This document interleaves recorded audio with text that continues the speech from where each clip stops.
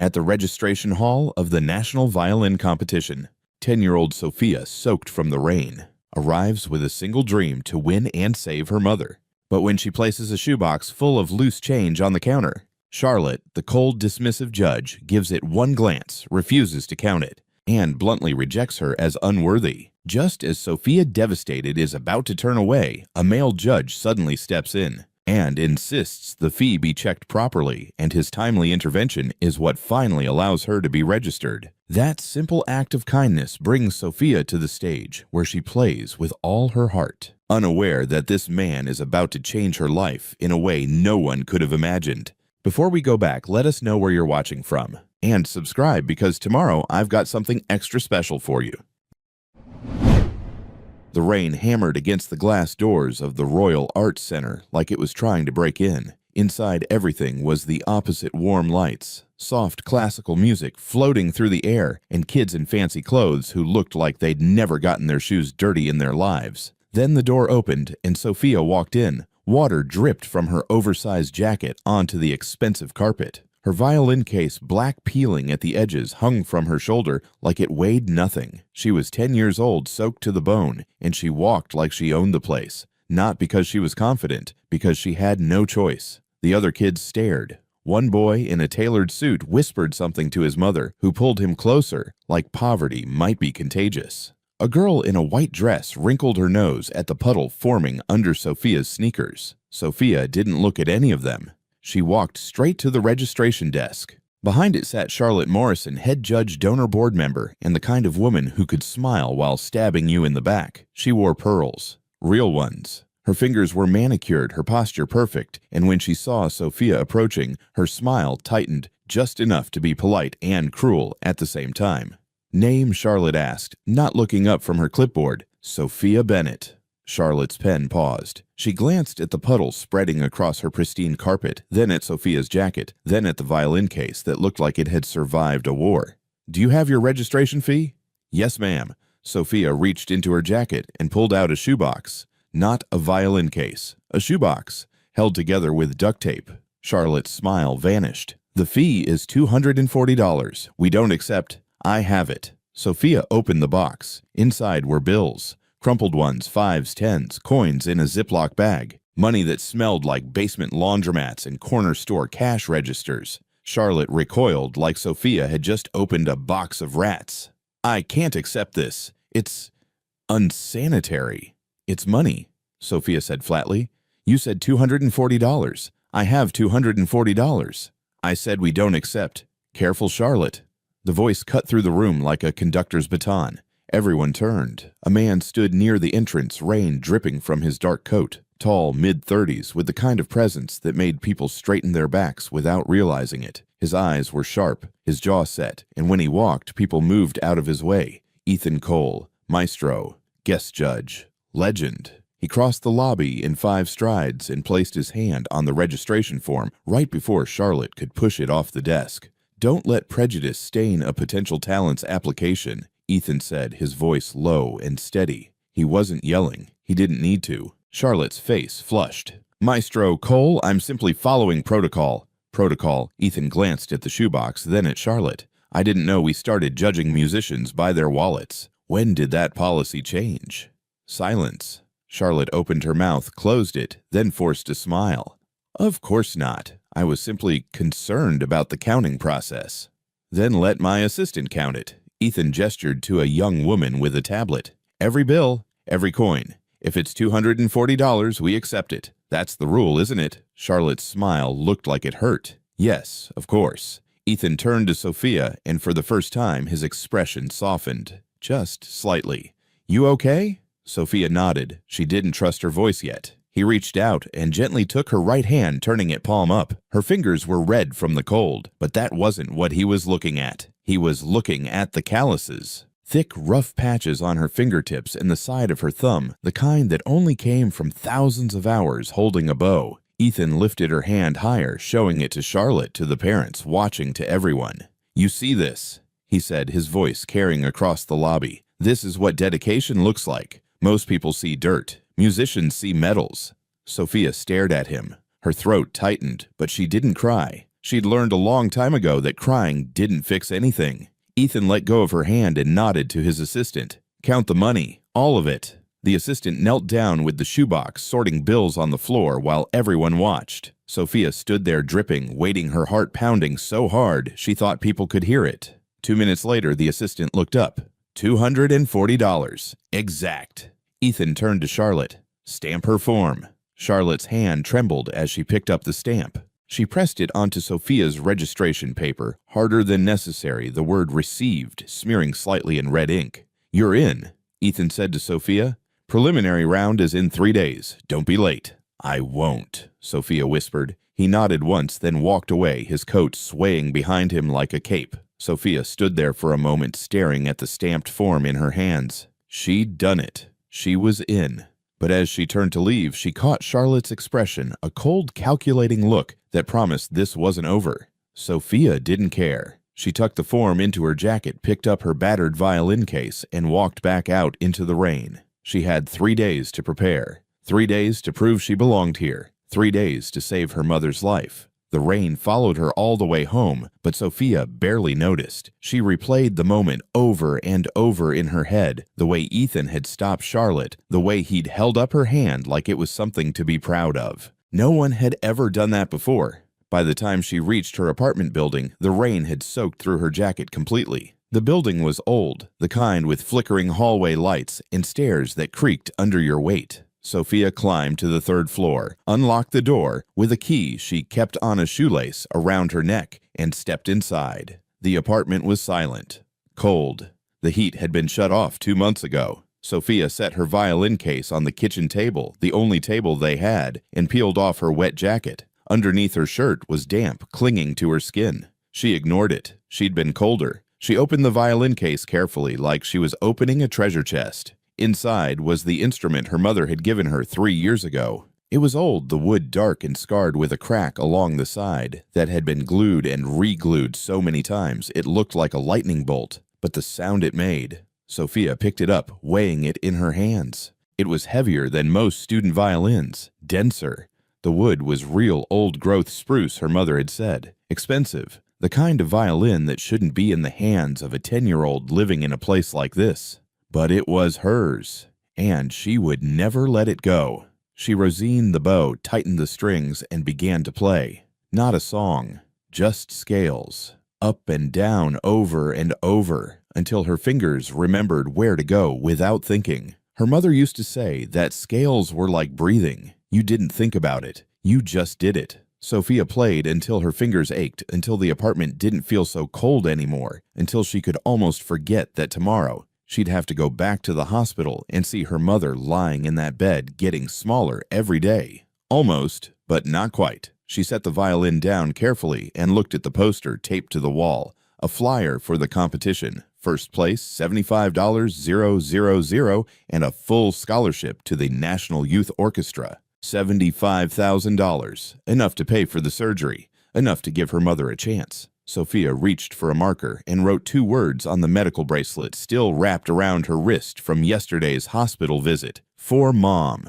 Then she picked up her violin and played until the sun came up. The hospital smelled like disinfectant and defeat. Sophia pushed through the double doors on the 4th floor, carrying a plastic container of rice and vegetables she'd made that morning. The fluorescent lights above buzzed and flickered, casting everything in a sickly yellow glow. The nurses knew her by name now. They didn't ask why a 10-year-old was visiting alone anymore. They just buzzed her through with sympathetic smiles that made Sophia's stomach twist. Room 447, end of the hall. Her mother was asleep when Sophia walked in. Diane Bennett looked smaller every time Sophia saw her, like she was slowly disappearing into the white hospital sheets. Her hair, once thick and dark like Sophia's, had fallen out in patches from the chemo. What remained was covered by a soft blue cap Sophia had bought with money from playing violin on street corners last summer. Sophia set the container on the bedside table next to the pill bottles and the IV stand and the stack of medical bills that kept growing like weeds. She tried not to look at them, but her eyes always found the top one anyway. The bill was stamped in red third notice, $68,000. Payment required immediately, $68,000.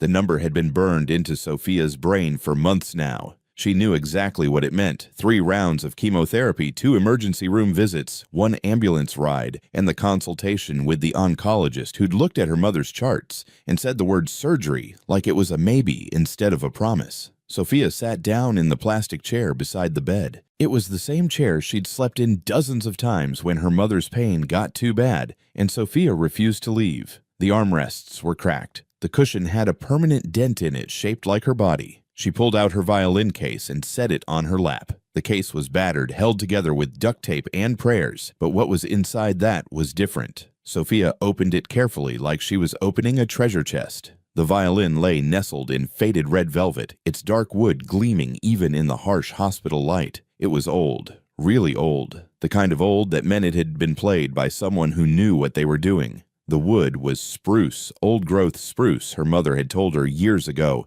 and the grain ran in perfect tight lines along the body. The varnish had worn away in places from decades of hands holding it, playing it, loving it. But the sound it made when Sophia played, God, the sound! There was a crack running along the right side near the bridge, a long, jagged line that had been glued and re-glued so many times the repair looked like a scar. Sophia ran her finger along it, feeling the ridges where the wood didn't quite match up anymore. Her mother had told her the story of this violin so many times that Sophia could recite it like a bedtime story. 11 years ago, before Sophia was born, her mother had been a backup violinist in a small regional orchestra. Nothing fancy. Nothing that would make her famous, but she'd loved it, and that's where she'd met him. A young conductor, brilliant, ambitious, hungry for success, in a way that made him electric to be around. He was 24, Diane was 23. They fell in love the way musicians do, fast, intense, and completely impractical. He bought this violin with money he didn't have, scraped together from teaching lessons and playing weddings, and one time selling his car so he could afford the down payment. He'd told Diane that a real musician needed a real instrument, that you couldn't make beautiful music with something cheap. Then Diane got pregnant. She'd been terrified to tell him. They weren't married. They barely had enough money to eat. But she'd hoped that maybe he'd be happy, that maybe they could figure it out together. He wasn't happy. He didn't yell. He didn't throw things. He just went very quiet, and then he said he needed to think. 3 days later, Diane came home to find the apartment empty. He'd taken his clothes, his sheet music, his conductor's baton. He'd left the violin on the kitchen table with a note that said, "I'm sorry. I can't do this." Diane never heard from him again. She'd kept the violin, though, hidden it in the back of her closet for years, unable to look at it without crying. But when Sophia turned 7 and started showing interest in music, Diane had pulled it out, dusted it off, and handed it to her daughter. "This belonged to someone who didn't know how to love," Diane had said. "But you can change that. You can make it mean something good." Sophia had been playing it ever since. She lifted the violin now, holding it up to the dim light coming through the hospital window. The crack caught the light, making the glue shimmer like gold. Sophia wondered not for the first time if her father ever thought about them, if he ever wondered what happened to the woman he left behind, if he even remembered her mother's name. Probably not. People like that, people who could walk away from their own blood, they didn't look back. They didn't regret. They just kept moving forward, chasing whatever dream was more important than the people they left in the dust. Sophia shook her head, pushing the thoughts away. It didn't matter. He was gone. Her mother was here. And Sophia had 3 days to get ready for the preliminary round of the competition that could save her mother's life. She stood up, leaned over, and kissed her mother's forehead. Diane didn't wake. Her breathing was slow and steady, the kind of deep sleep that came from exhaustion and too many painkillers. Sophia picked up her violin case and headed for the door. She had a practice spot in the hospital, not a good one, but it was private, and that was all that mattered. The storage closet was in the basement tucked behind the laundry room, where industrial washing machines churned loads of hospital linens 24 hours a day. It smelled like bleach and hot metal, and the single light bulb overhead buzzed like an angry wasp. But it was quiet, and nobody bothered her here. Sophia had discovered the closet 6 months ago, back when her mother's treatments first started, and Sophia needed somewhere to practice that wasn't their freezing apartment or the noisy street corner where drunk people shouted requests for Freebird. She squeezed herself between a shelf stacked with industrial soap bottles and a metal rack holding mops and brooms.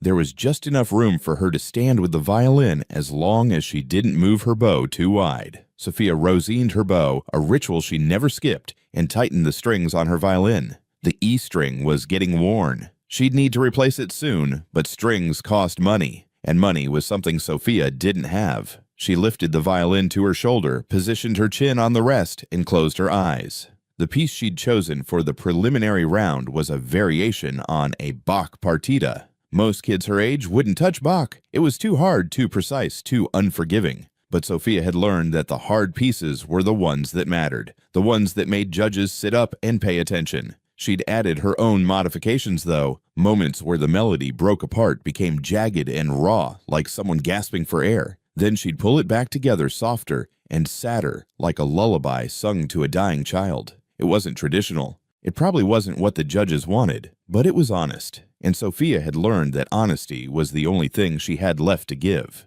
She started playing. The first note came out shaky. Her hands were cold, and the basement was even colder than the rest of the hospital. But by the second measure, her fingers remembered what to do. They flew across the strings, finding the right positions by muscle memory alone. Sophia played the opening movement 3 times, trying to smooth out the transition into the second section. It felt clunky, rushed, like she was trying too hard to get to the good part. She stopped, adjusted her grip on the bow, and tried again. Better. She played through the entire piece twice more, marking the spots where she stumbled, making mental notes about where to add more vibrato, where to pull back, where to let the silence speak for itself. By the time she finished, her fingers were bleeding. Just a little tiny red dots where the strings had pressed into her calluses, hard enough to break the skin. Sophia wiped them on her jeans and kept playing. She didn't stop until a janitor knocked on the door and told her it was past visiting hours. Sophia checked her phone. It was almost midnight. She packed up her violin, thanked the janitor, and headed out into the night. The walk home took 40 minutes. Sophia knew every street, every shortcut, every dark alley to avoid. She kept her head down, her violin case pressed tight against her chest, and walked fast. Their apartment building was at the edge of the city, in a neighborhood where the streetlights only worked half the time, and people didn't ask questions about why a 10-year-old was walking alone after midnight. Sophia climbed the 3 flights of stairs. The elevator had been broken for 2 years, and unlocked the door with the key she kept on a shoelace around her neck. The apartment was dark, cold, silent. Sophia didn't bother turning on the lights. She knew where everything was by memory. She set her violin case on the kitchen table, peeled off her jacket, and went to the corner of the room where her mattress lay directly on the floor. No bed frame, no box spring, just a mattress with a thin blanket and a pillow that had lost most of its stuffing. But before she lay down, Sophia did what she did every night. She walked over to the wall and stared at the poster she'd taped up 3 months ago. It was a flyer for the competition. Bold letters across the top, National Youth Classical Music Competition, and underneath in smaller print, first place prize $75,000 plus full scholarship to National Youth Orchestra,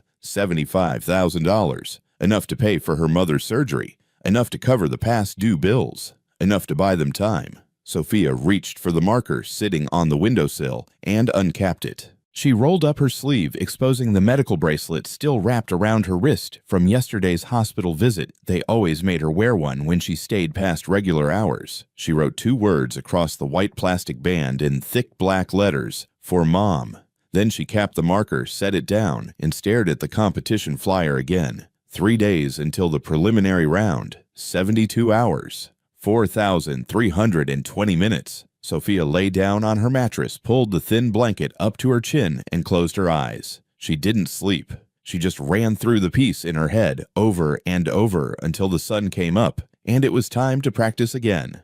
3 days later, Sophia stood in the backstage hallway of the Grand Concert Hall, watching through a crack in the velvet curtain as contestant number 38 finished his performance. He was good.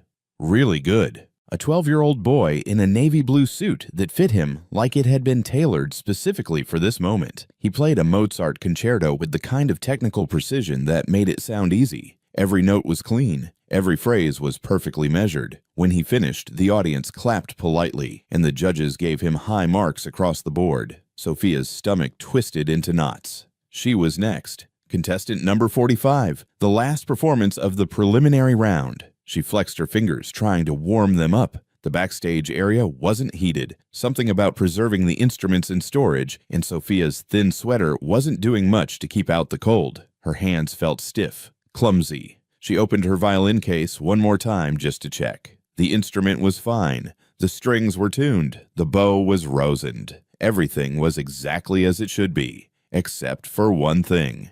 Number 45, a stagehand called out. He was a college-aged kid with a clipboard and a headset, probably a volunteer. "You're up in 2 minutes." Sophia stood up, slinging her violin case over her shoulder. "Okay."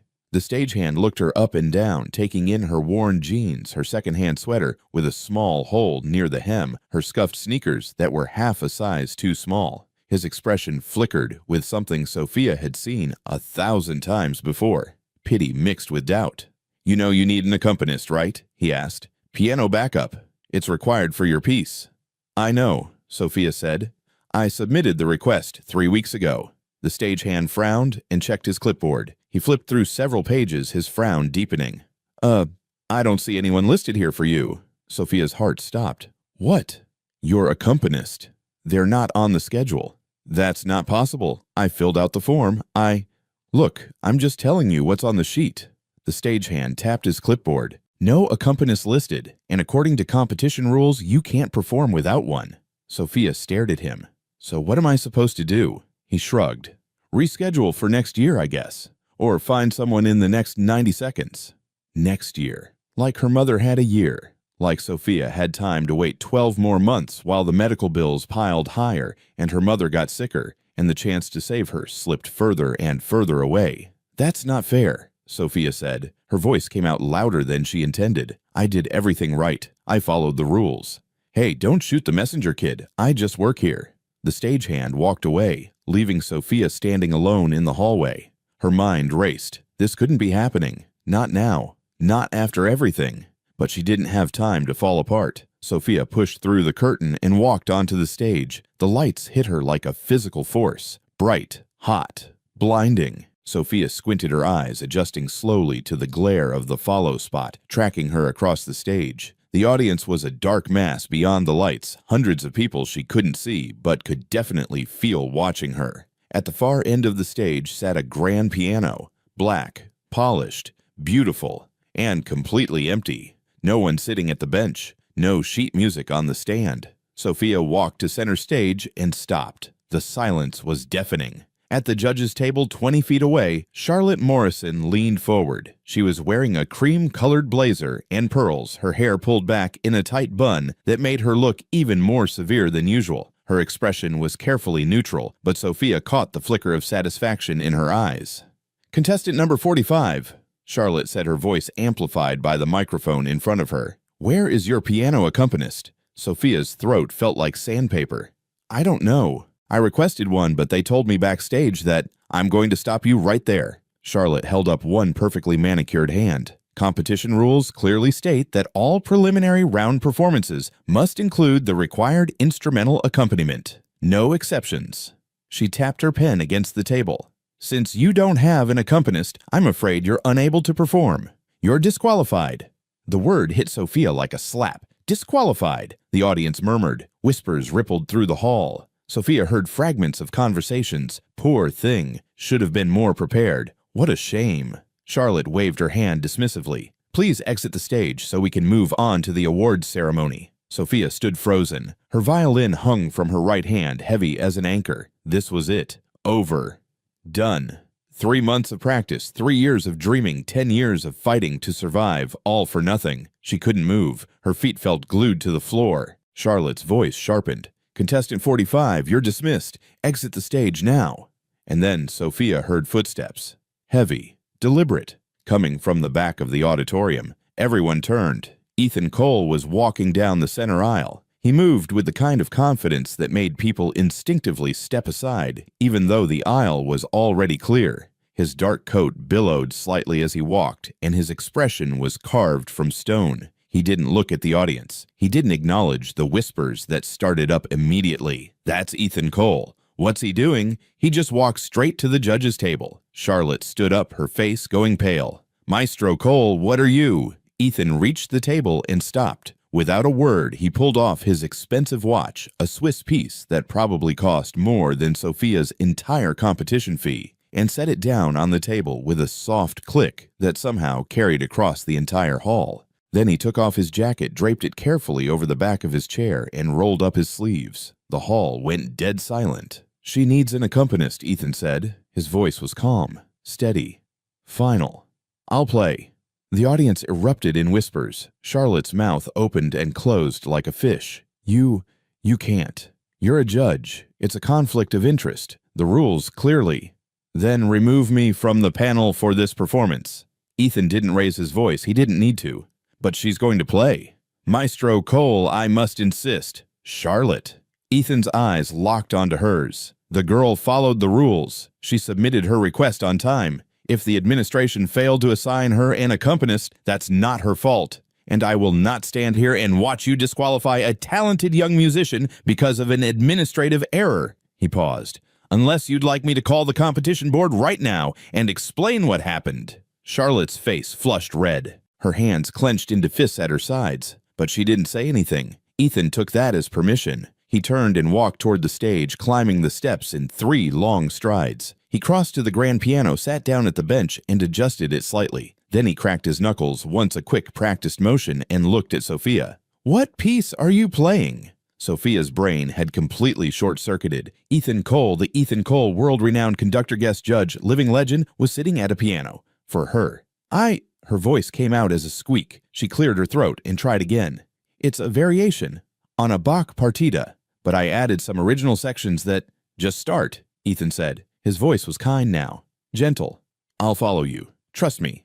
Sophia lifted her violin to her shoulder. Her hands were shaking, not from cold this time, but from adrenaline and fear, and something else she couldn't quite name. She positioned the bow on the strings, took a deep breath, and played the first note. The sound cut through the hall like a knife. It wasn't pretty at first. It was raw, jagged, the kind of sound that made people sit up and pay attention whether they wanted to or not. Sophia played the opening phrase exactly as she'd practiced, fast, aggressive, with sharp staccato notes that sounded almost angry. Then she softened, just for a moment, letting the melody breathe before diving back into the intensity. Behind her, Ethan's piano came in, gentle at first, supportive. He wasn't trying to lead or dominate. He was lifting her up, giving her a foundation to build on. Sophia closed her eyes and let the music take over. She played the second movement faster than she'd practiced it, her fingers flying across the strings. The notes came out jagged and broken, like someone crying for help, like someone drowning and fighting to reach the surface. Then she pulled them back together, weaving the melody into something softer, something sadder, something that sounded like hope struggling to survive. Ethan matched her every step. When she sped up, he sped up. When she slowed down, he slowed down. His hands moved across the piano keys with effortless grace, finding harmonies that Sophia hadn't even known were there. It was like they'd been playing together for years instead of seconds. At the climax of the piece, Sophia leaned into the high notes, her whole body swaying with the music. She bit her bottom lip, a habit she didn't even know she had, and furrowed her left eyebrow in concentration. At the piano, Ethan's hands froze for half a second. That expression, that exact expression. He'd seen it in the mirror 1,000 times when he played. The same unconscious gesture, the same physical tell. But his hands kept moving. His training wouldn't let him stop. Sophia pushed through the final phrase, her bow trembling as she held the last note. It rang out across the hall, clear and pure and heartbreaking, and then it faded into silence. For 3 full seconds, nobody moved. Nobody breathed. Then the audience exploded. People jumped to their feet. They clapped. They cheered. Some of them were crying. Sophia lowered her violin, her chest heaving, and turned to look at Ethan. He was staring at her. Not smiling, not applauding, just staring like he'd seen a ghost. At the judges' table, the other 2 judges were already holding up their scorecards. 9.8, 9.7. Charlotte sat frozen, her pen hovering over her scorecard. Her jaw was clenched so tight it looked painful. The entire hall was watching her waiting. She looked at the audience. She looked at Ethan. She looked at Sophia. Then slowly she flipped her scorecard around. 9.6. Sophia had passed to the finals. 2 days later, Sophia was back at the hospital. It was late afternoon, and the light coming through the window of room 447 was golden and tired, the kind of light that made everything look softer than it really was. Diane was awake this time, sitting propped up against pillows that the nurses had arranged to help her breathe easier. She was picking at a tray of food Jell-O applesauce crackers that she hadn't really touched. Eating had become more of a suggestion than an actual activity. "You made it through," Diane said when Sophia walked in. Her voice was hoarse and thin, but there was unmistakable pride in it. "I knew you would." Sophia sat down in her usual chair. "Barely. They tried to kick me out. But they didn't, because someone helped me." Sophia hesitated, unsure how much to say. "The guest judge, Ethan Cole. When my accompanist didn't show up, he played piano for me, in front of everyone." The change in Diane's face was subtle but immediate. Her fingers stopped moving. Her eyes went distant, like she was looking at something far away. "Ethan Cole," she repeated softly. "Yeah, do you know him?" Diane looked away, her fingers twisting the edge of the thin hospital blanket. "I used to, a long time ago." Before Sophia could ask what that meant, before she could push for details about the man who'd saved her performance and defended her twice. Now her phone buzzed in her pocket. She pulled it out and unlocked the screen. There was a new email from an address she didn't recognize. The subject line made her stomach drop. "Subject competition disqualification notice." Sophia's hand started shaking. She opened the email. "Dear Miss Bennett, it has come to our attention that you have violated Section 7.3 of the National Youth Classical Music Competition Ethics Code, which prohibits contestants from posting copyrighted musical performances on public platforms without proper licensing or permission from rights holders. Our review has identified a YouTube channel registered under your name containing multiple videos of copyrighted musical compositions performed without authorization. This constitutes a clear violation of professional ethics standards. As a result, your preliminary round score has been voided, and you are hereby disqualified from all further participation in this year's competition. This decision is final and cannot be appealed. Sincerely, Competition Administration Committee." The phone slipped from Sophia's fingers and clattered to the floor. "No," she whispered. "No, no, no." "Sophia." Diane tried to sit up straighter, wincing from the effort. "What's wrong? What happened?" Sophia couldn't breathe. Her chest felt tight, like someone was squeezing her lungs. "They kicked me out. They said I violated the ethics code because I posted videos on YouTube last year. I was just trying to make money. I didn't know it was against the rules. I didn't." Her voice broke. She pressed her hands against her face, trying to hold back the tears that were already streaming down her cheeks. This couldn't be happening. She'd made it through. She'd survived Charlotte's first attempt to destroy her. She'd played well enough to advance to the finals. And now, 2 days before the biggest performance of her life, they were taking it all away. "Mom, I'm so sorry," Sophia sobbed. "I tried. I really tried. But it's over." Diane reached out with a trembling hand and grabbed Sophia's wrist. Her grip was weak but desperate. "Listen to me. You haven't lost yet." "Yes, I have. I'm disqualified. It's done." "No." Diane's eyes were fierce despite her physical frailty. "You need to find Ethan. Right now." Sophia looked up confused. "Why would he help me? He already did enough. He's just a judge. He can't." "Sophia." Diane's voice cracked. "Ethan isn't just a judge." Something in her mother's tone made Sophia go still.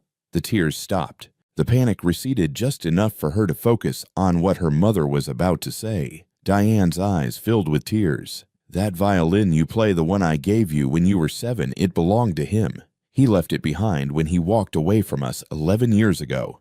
The room tilted. Sophia stared at her mother. "What are you saying?" "I'm saying..." Diane took a shaky breath. "Ethan Cole is your father." The words hung in the air like smoke. Sophia's brain couldn't process them, couldn't make them make sense. Ethan Cole, the man who'd defended her at registration, who'd held up her calloused hands like they were medals, who'd sat at a piano and played for her when no one else would. That man was her father. "He doesn't know." Diane continued, speaking quickly now, like she was afraid she'd lose her courage. "I never told him I was pregnant. After he left, I couldn't bring myself to reach out. I was too angry, too hurt. And then you were born, and I convinced myself we were better off without him." She wiped her eyes with the back of her hand. "But right now, he's the only person with enough power to protect you. Go find him. Tell him what happened. He'll fix this." Sophia sat frozen, trying to absorb what she'd just heard. Her father, the father she'd never known, never asked about, because she'd learned early that the topic made her mother cry. He'd been there all along, defending her, protecting her, not knowing who she was. "Go," Diane urged. "Before it's too late." Sophia stood up on shaky legs. She picked up her phone from the floor, kissed her mother's forehead, and ran. The Grandview Hotel was downtown, 20 minutes away by bus. Sophia didn't take the bus. She ran.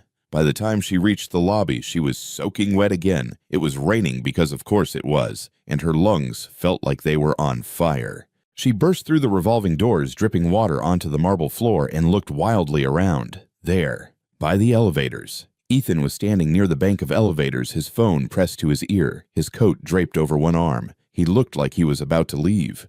"Mr. Cole!" Sophia shouted. He turned, surprised. "Sophia!" She ran across the lobby, nearly slipping on the wet floor, and skidded to a stop in front of him. Her hands were shaking so badly she could barely hold her phone. "They disqualified me," she gasped, shoving the phone toward him. "Look, they said I violated the ethics code, but I didn't mean to. I didn't know posting those videos was wrong. I just needed the money, and Ethan took the phone from her trembling hands and read the email. His expression darkened with every line. "Charlotte," he muttered under his breath. "Can you fix it?" Sophia's voice cracked. "Please. I need this competition. My mom needs the prize money for her surgery. I can't lose this. I can't—" "Stop." Ethan handed her phone back. His voice was calm, steady. "I'll handle it." He pulled out his own phone, scrolled through his contacts, and hit dial. Then he put the call on speaker and held it between them. It rang twice. "Ethan." Charlotte's voice came through smooth and honeyed. "To what do I owe the pleasure?" "Cut the act, Charlotte. I just saw the disqualification notice you sent to Sophia Bennett." There was a pause. Then, "I don't know what you're implying, but that decision came from the ethics committee, not from me personally." "Right, the ethics committee you chair." Another pause.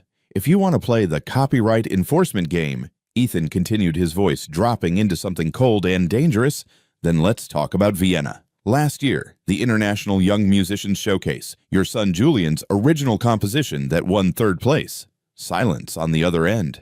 "Turns out," Ethan said, "that piece was built on an unlicensed beat sampled from an independent electronic artist. I still have the emails from the original composer asking why he wasn't credited. I'm sure the press would love to hear about the Morrison family's approach to artistic integrity and copyright law." The silence stretched longer. "You have 5 minutes to send a retraction," Ethan said. "Tell the committee there is an administrative error, reinstate Sophia's eligibility, or tomorrow morning I make some calls to friends at the Times and the Journal." "You wouldn't dare. Try me." He ended the call. Sophia stared at him, her heart pounding. "Will that actually work?" Ethan's phone buzzed in his hand. He glanced at the screen and showed it to Sophia.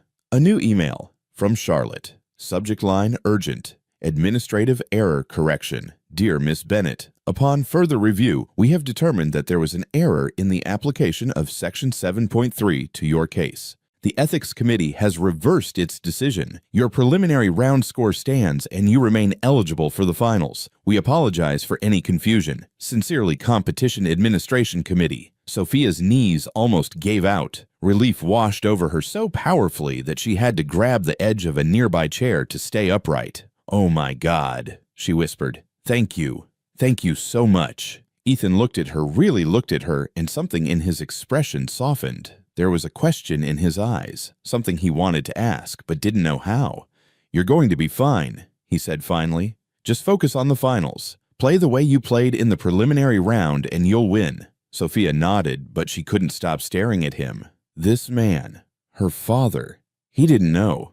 He had no idea, and she didn't know if she should tell him. 1 week later, Sophia stood backstage at the Grand Concert Hall, staring at a white box that had been delivered to her dressing room an hour ago. There was no name on the delivery slip, no return address, just her contestant number 45 written in neat handwriting on a label stuck to the top. Sophia opened it carefully, half expecting it to be a mistake. Inside was a dress. Not just any dress. A deep blue velvet gown with long sleeves and a hem that would fall just below her knees. Simple, but elegant. The kind of dress that looked expensive without being showy. The fabric was soft under her fingers, and when she held it up to the light, it seemed to glow.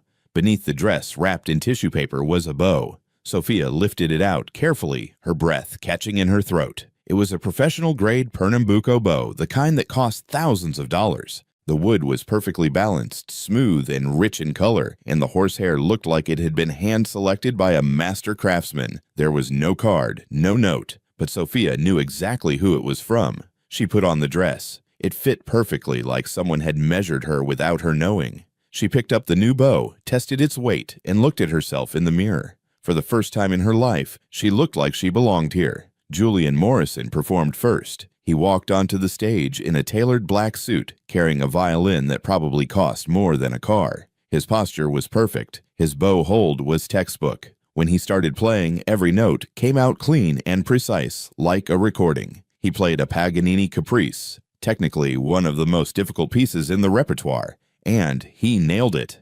Every double stop, every harmonic, every lightning-fast run up and down the fingerboard, flawless. When he finished, the audience applauded politely. The judges gave him high scores 9.3, 9.5, 9.4, but there was no fire in it, no soul. Julian had played the notes perfectly, but he hadn't said anything with them. Then it was Sophia's turn. She walked onto the stage in her blue velvet dress, carrying her scarred violin and the new bow. The follow spot tracked her to center stage, and the audience fell silent. Sophia lifted the violin to her shoulder, closed her eyes, and began to play. The piece was called Stand Up. It was a modern composition, a symphony of survival. It started soft, almost fragile, like a single voice calling out in the dark. The melody was uncertain at first, wavering, like it might break at any moment. Then it began to grow. Sophia moved with the music. She swayed. She stepped forward and back across the stage. She wasn't just playing the violin, she was living inside it. The instrument was an extension of her body, her voice, her heart. The melody shifted from sadness to anger. Her bow flew across the strings in sharp, aggressive strokes, staccato notes that sounded like a heartbeat, like someone getting knocked down and then getting back up, over and over, refusing to stay down.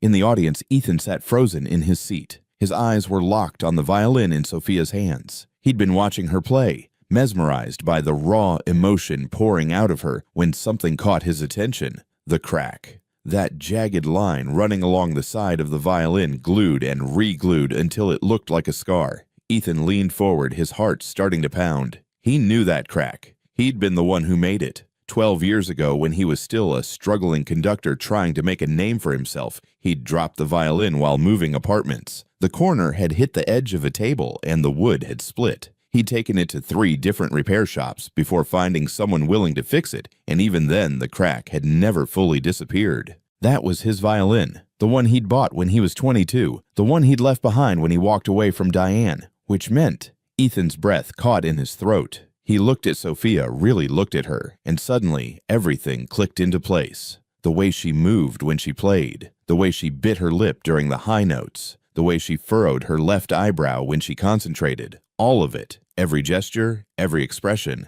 He'd seen those same movements in the mirror 1,000 times. Oh God, this was his daughter. The realization hit him like a physical blow. His chest tightened, his vision blurred. He pressed one hand to his mouth, trying to hold back the sob that was rising in his throat. He had a daughter, a 10-year-old daughter who was standing on that stage playing the violin he'd abandoned, fighting for her life with more courage and strength than he'd ever had. And he'd walked away from her before she was even born. What kind of person did that? What kind of man left his own child and never looked back? A coward, that's who. Ethan's hands were shaking. Tears streamed down his face. He didn't try to wipe them away. On stage, Sophia pulled the bow across the strings one final time, leaning into the high E note with everything she had. The note rang through the hall like a bell, clear and powerful and heartbreaking. And then, with perfect timing, the final strand of horsehair on the bow snapped. Sophia didn't flinch. She lifted the broken bow high above her head, her chest heaving, her eyes blazing with defiance. The audience erupted. People jumped to their feet. They screamed. They clapped so hard it sounded like thunder. Some of them were crying. All of them knew they'd just witnessed something extraordinary. The judges' scores came up one by one. 10.0, 10.0. Even Charlotte had no choice. 10, 0, dot perfect. Sophia lowered the violin and looked out into the audience. She searched the sea of faces until she found him.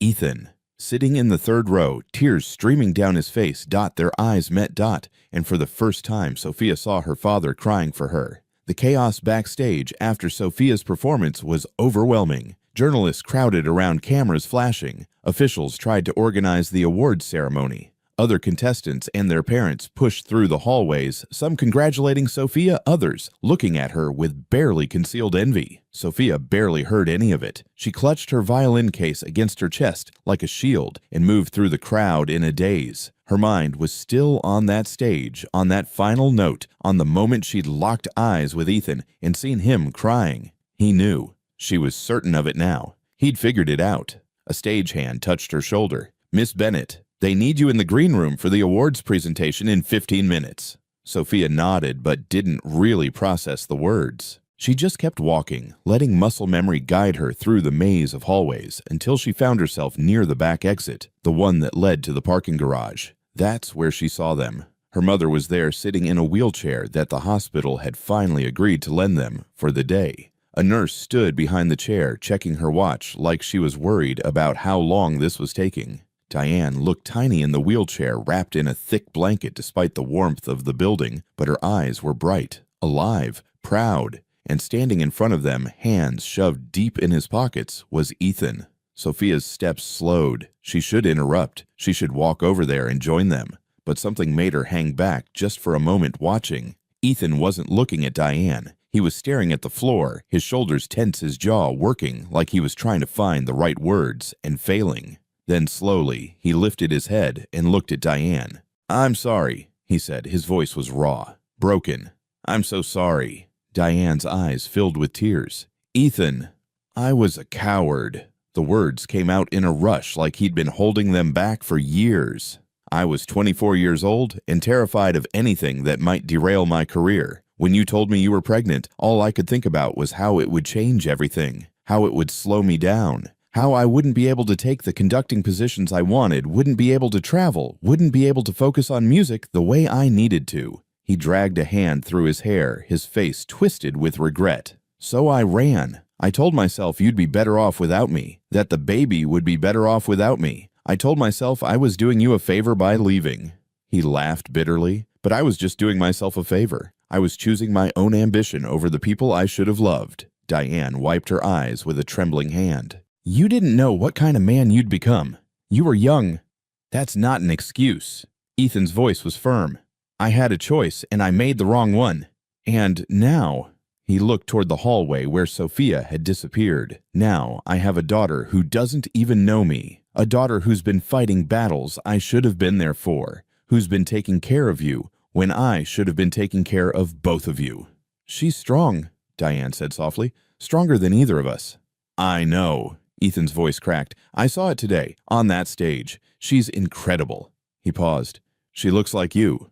She has your talent. She has your courage." They fell silent for a moment. The nurse shifted uncomfortably, clearly feeling like she was intruding on something private. Finally, Ethan straightened his shoulders. He reached into his jacket pocket and pulled out an envelope and a folded piece of paper. "I can't change the past," he said, "but I can try to help with the future." He held out the envelope to Diane. "This is a bank confirmation. I paid off all your medical bills this morning. Everything. The surgery you need, the treatments, the medications, it's all covered for the next 5 years." Diane stared at the envelope like it might disappear if she touched it. "Ethan, that's too much. I can't." "Yes, you can, and you will." His voice was gentle, but left no room for argument. "Sophia is about to win $75,000 from this competition. She shouldn't have to spend it on medical bills. She should get to use it for her future, for her education, for her music." Diane took the envelope with shaking hands. She opened it and read the bank confirmation letter inside. Her eyes widened. "This is..." She couldn't finish the sentence. She just looked up at Ethan, tears streaming down her face. "Thank you."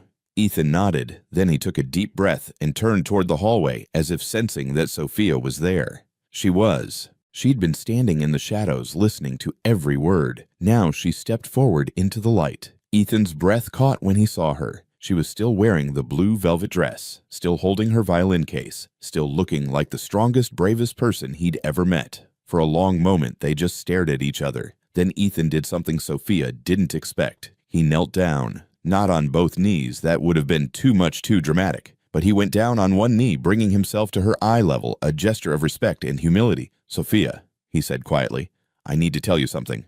"I know." Sophia's voice was steady, calm. "You're my father." Ethan closed his eyes briefly, as if the words physically hurt to hear. "Yes, I am. And I'm so sorry that—" "Mom told me a few days ago," Sophia interrupted, "after you saved me from being disqualified the first time." Ethan opened his eyes. "She did?" "Yeah." Sophia shifted her violin case to her other hand. "She said you were the only one who could help me, and she was right. You did help me, twice." "I should have been helping you your whole life." Ethan's voice was thick with emotion. "I should have been there when you were born, when you took your first steps, when you played your first note on that violin. I should have been the one teaching you, protecting you, making sure you never had to worry about money or medical bills or whether you belong somewhere." Sophia looked at him for a long moment. Her expression was unreadable.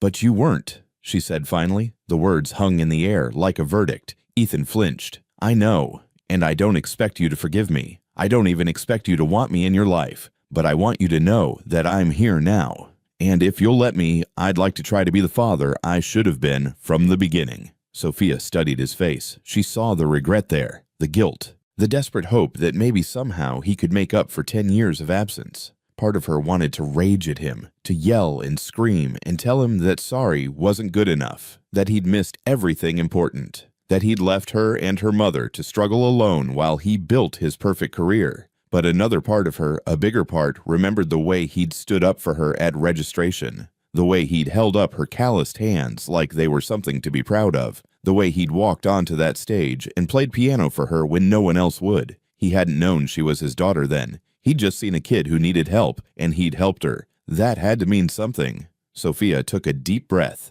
She could feel her mother watching from the wheelchair, waiting to see what she would do. "I need to tell you something too," Sophia said. Her voice was calm, measured. "Thank you for protecting me from Mrs. Morrison. Thank you for saving me when they tried to disqualify me. Thank you for paying for Mom's surgery." She paused. "I'll be grateful for those things for the rest of my life." Ethan's face flickered with hope, but Sophia wasn't finished. "But Dad is someone who teaches their kid how to ride a bike, who makes breakfast when they're hungry, who sits with them when they're sick, who tucks them in at night and tells them they're going to be okay." Her voice didn't waver. "You haven't done those things? So right now you're not my dad. You're just Ethan." The hope in Ethan's eyes crumbled. He looked like he'd been struck. But he didn't argue. He didn't make excuses. He just nodded, slowly accepting the judgment. "You're right," he said hoarsely. "I haven't earned that title." Sophia adjusted her grip on her violin case. Then she did something that surprised everyone, including herself. She held out her right hand, the one with the calluses that Ethan had praised in front of everyone. "We can start over," she said. "We can be friends first, and maybe if you really try someday, you can be more than that." She kept her hand extended. "I'm Sophia. It's nice to meet you." Ethan stared at her outstretched hand. Tears were streaming down his face now, and he didn't bother to hide them. He looked at Sophia, this incredible, strong, forgiving child that he didn't deserve, and felt his heart break and heal at the same time. He reached out and took her hand. Her grip was firm, confident, the grip of someone who'd learned to shake hands with the world on her own terms. "I'm Ethan," he said, his voice shaking. "It's an honor to meet you, Sophia." They shook hands, formal, polite, like two strangers meeting for the first time. But it was a beginning.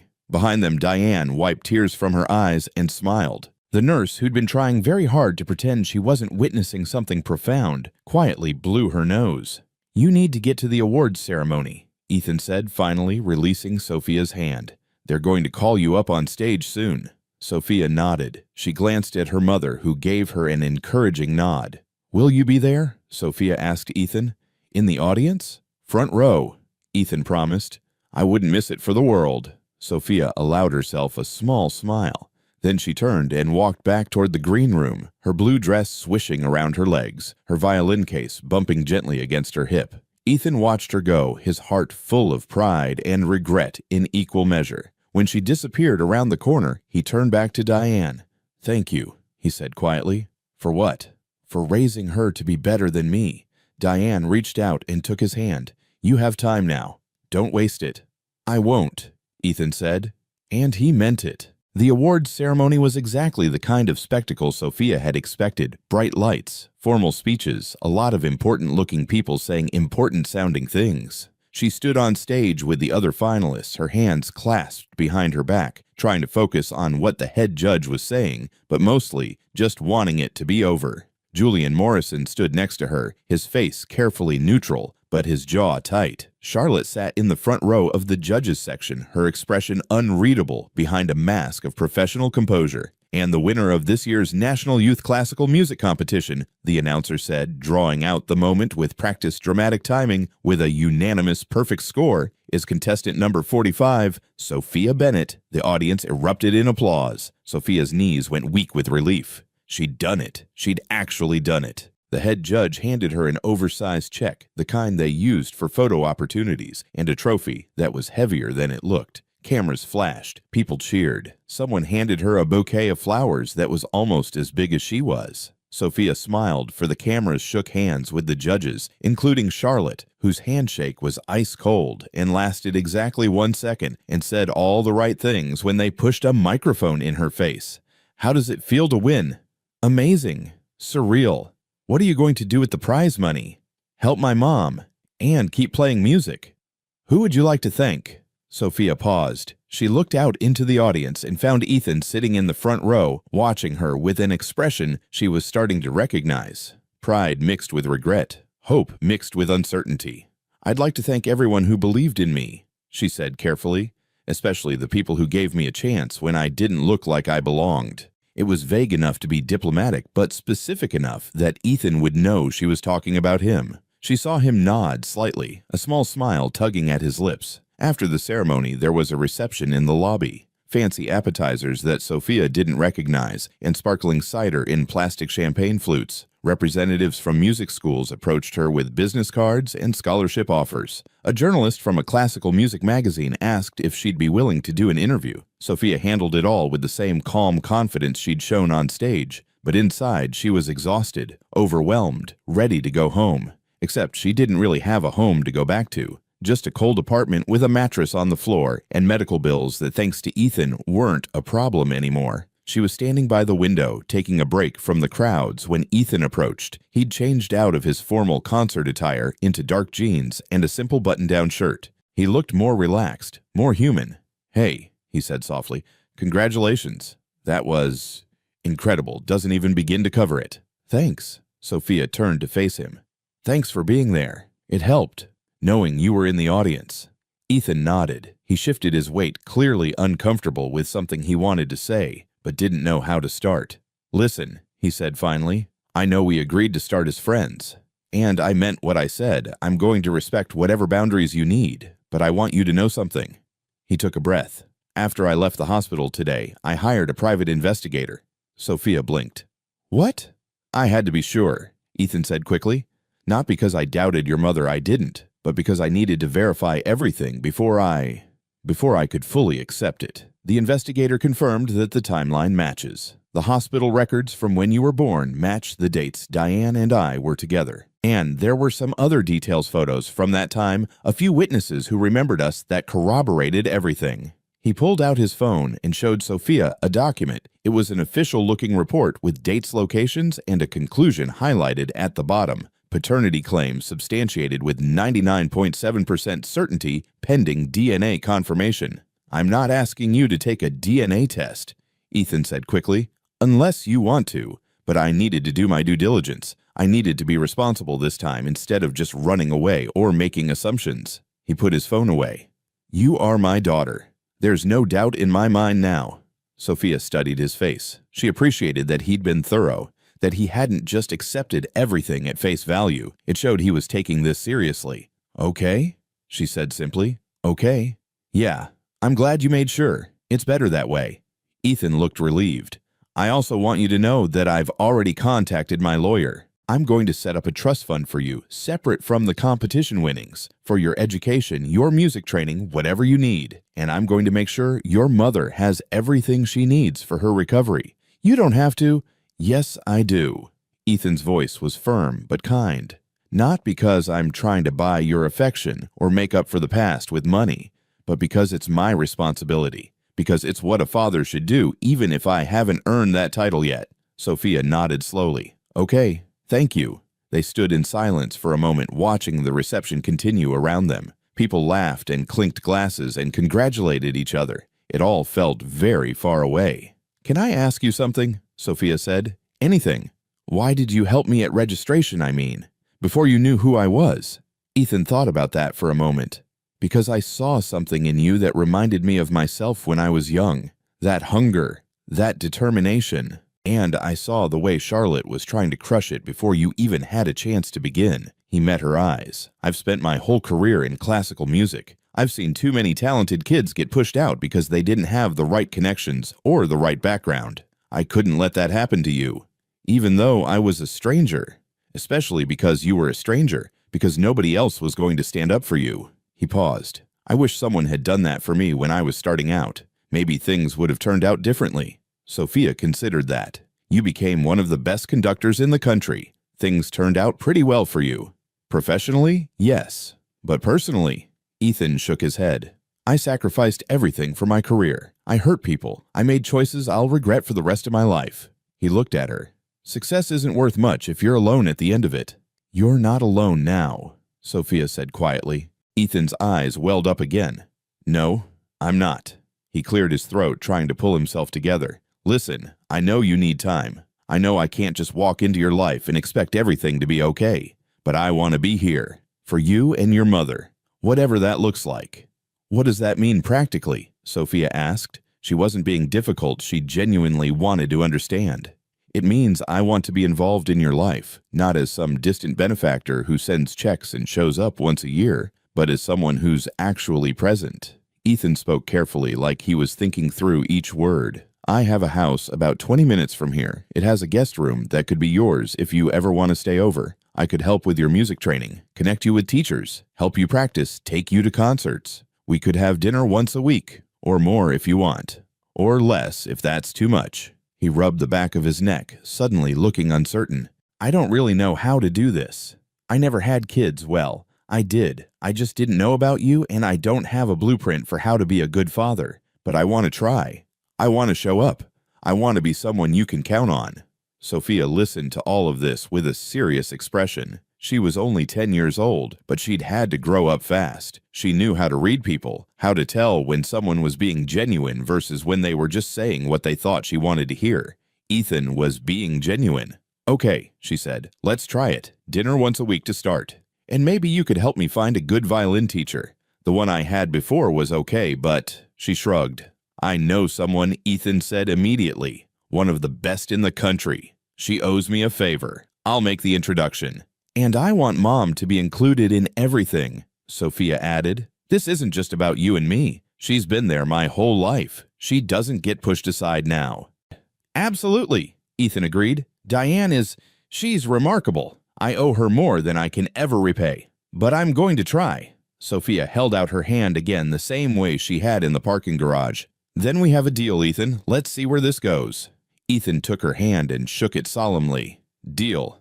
As they shook hands, a photographer from the local paper snapped a picture. Neither of them noticed. They were too focused on each other on this fragile new beginning they were building together. Across the room, Diane watched from her wheelchair, tears streaming down her face. The nurse beside her offered a tissue, which Diane accepted gratefully. That's my girl, Diane whispered. So strong, so smart. She takes after her mother, the nurse said kindly. Diane shook her head. She's better than both of us. She's going to do incredible things.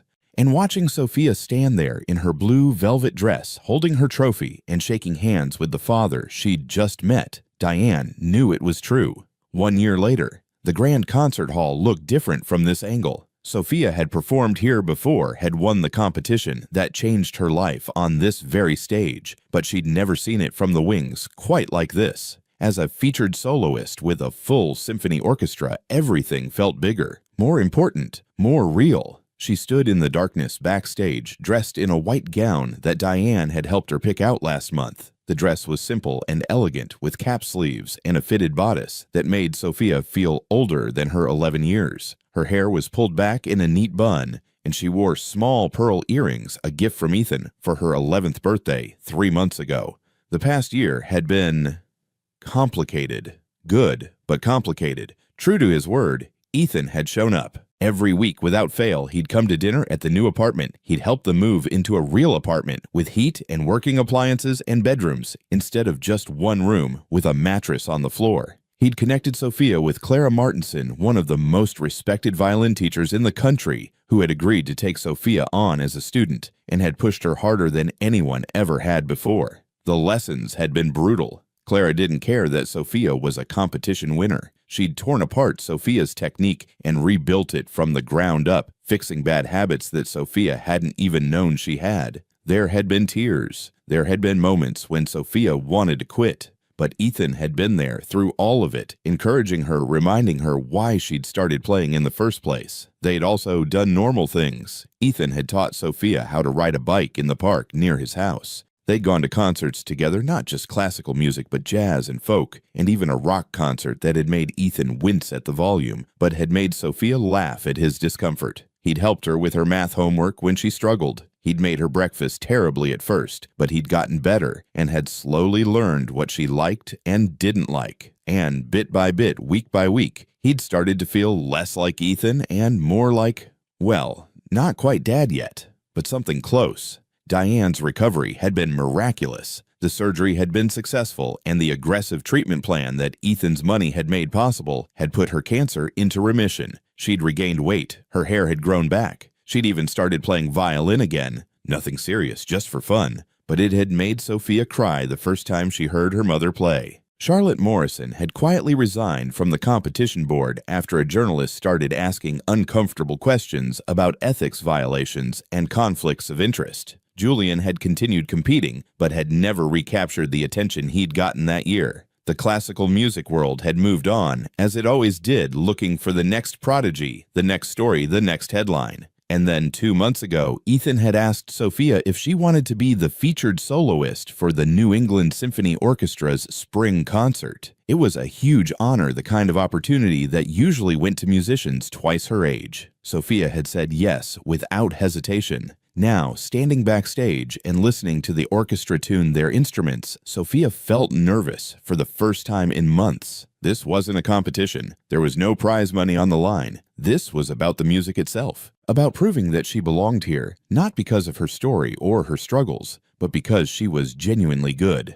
5 minutes. A stagehand called out. Sophia took a deep breath. She opened her violin case, not the battered old case from last year, but a new one that Ethan had given her, though she still kept the old one in her closet, and lifted out her instrument. The violin was the same. The scarred, cracked, glued-together instrument that had belonged to Ethan, and then to Diane, and now to her. Clara had offered to help her find a newer, better violin, but Sophia had refused. This violin had history. It had survived abandonment and poverty and struggle, and it had come out the other side still capable of making beautiful music. Just like her. She rosined her bow and did a few practice scales, warming up her fingers. The familiar motions calmed her nerves. "Hey!" Sophia turned. Ethan stood a few feet away, dressed in his formal conductor's attire, black tails, white bow tie hair slicked back. He looked every inch the maestro that the posters outside the concert hall proclaimed him to be, but his expression was soft, nervous even. "You ready?" he asked. "I think so," Sophia said. "Are you?" "Terrified," Ethan admitted with a slight smile. "I've conducted hundreds of concerts, but I've never conducted one where you were the soloist. I'm going to be watching you the whole time, which means I'm probably going to mess up my cues." Sophia laughed. "You'll be fine. You'll be better than fine. You'll be extraordinary." Ethan stepped closer. "Listen, I know we haven't talked about this, but I want you to know how proud I am of you.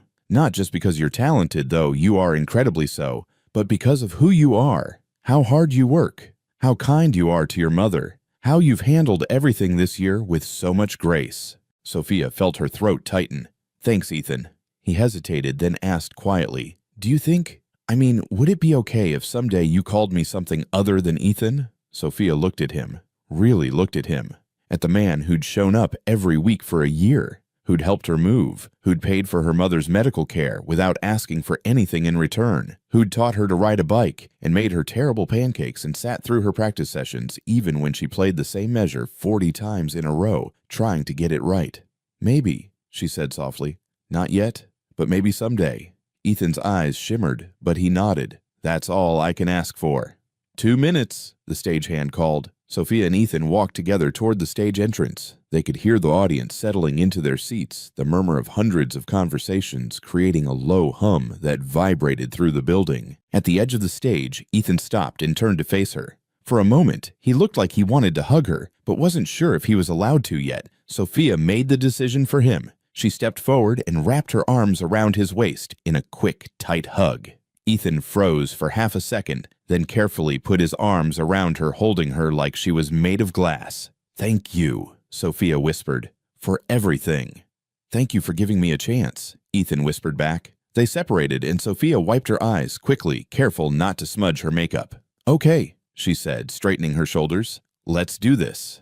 Let's make beautiful music," Ethan agreed. The lights came up on stage. Ethan walked out first to thunderous applause. He bowed to the audience, then turned to the orchestra and raised his baton. The musicians lifted their instruments ready. Then Sophia walked onto the stage. The applause grew even louder. She could see Diane in the front row, sitting in a regular seat now, instead of a wheelchair, dressed in a beautiful green dress and beaming with pride. Next to her sat Clara, Sophia's teacher, who gave her an encouraging nod. Sophia took her position at center stage. She lifted her violin to her shoulder and positioned her bow on the strings. She looked at Ethan.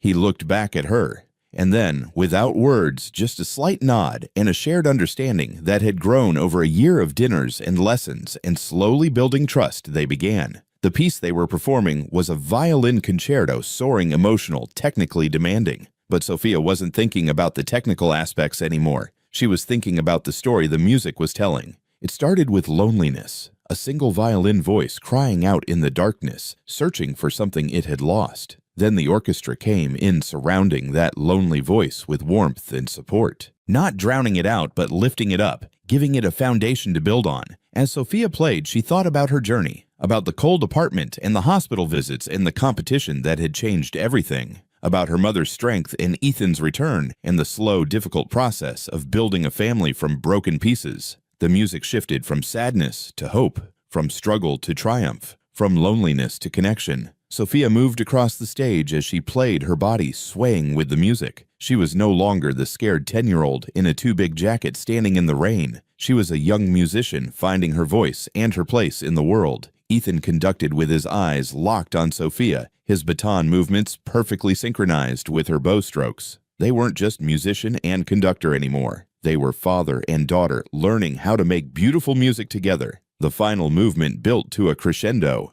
Sophia poured everything she had into the last phrase, all the pain and joy and fear and hope of the past year. The high notes soared through the concert hall, clear and pure and powerful. And then, with perfect timing, she and Ethan ended together. The final note hung in the air for one perfect moment. Silence. Then the audience exploded. People jumped to their feet. They cheered. They clapped until their hands hurt. Some of them were crying. Sophia lowered her violin and looked at Ethan. He was smiling at her, not the careful, uncertain smile she'd gotten used to, but a full, genuine smile that reached his eyes and made him look younger than his years. He held out his hand to her, inviting her to take a bow with him.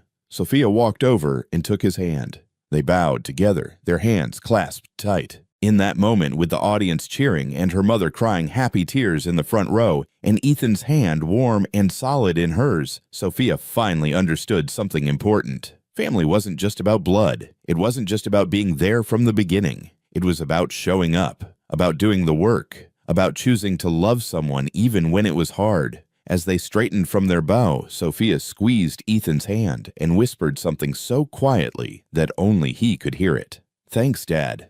Ethan's grip tightened on her hand. He didn't say anything he couldn't because his throat was too tight and his eyes were too blurred with tears, but he didn't need to. The music had said everything that needed to be said. They took another bow together as the audience continued to cheer. The orchestra stood and applauded. Diane waved from her seat, her face shining with joy. And somewhere in the wings, a stage manager made a note that this was the longest standing ovation the Grand Concert Hall had seen in 5 years. But Sophia wasn't thinking about that. She was thinking about the dinner they'd planned for after the concert, her Ethan and her mother together at Ethan's house. She was thinking about the violin lessons she had next week, and the summer music camp Ethan had suggested she apply to. She was thinking about the future, about all the music she still had to learn and play and share with the world, and she was thinking about how sometimes the most beautiful melodies came from the most broken instruments. The applause continued. Sophia smiled and waved to the audience, her hand still clasped in her father's hand.